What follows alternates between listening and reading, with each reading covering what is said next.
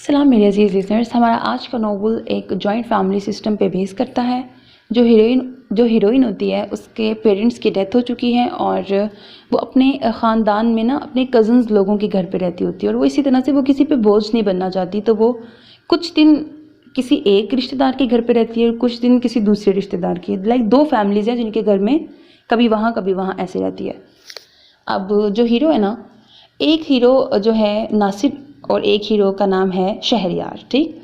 वो भी उसके कज़न्स ही हैं और बचपन से इंगेज्ड होती है वो इनमें से किसी एक के साथ, और एक्चुअली में शादी होती है इन दोनों में से किसी दूसरे के साथ, ठीक है। इंगेज्ड किसी और के साथ है, शादी किसी और के साथ होगी।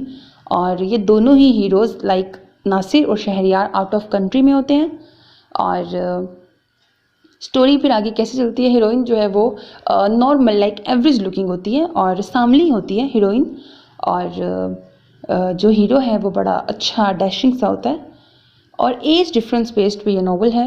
फैमिली के जितने भी कज़न्स हैं ना उनमें एज में हीरोइन बड़ी होती है, लेकिन हीरो से इसका सिर्फ 2 महीनों का गैप है, ज़्यादा नहीं। एज गैप 2 मंथ्स का है, लेकिन हाँ है एज गैप।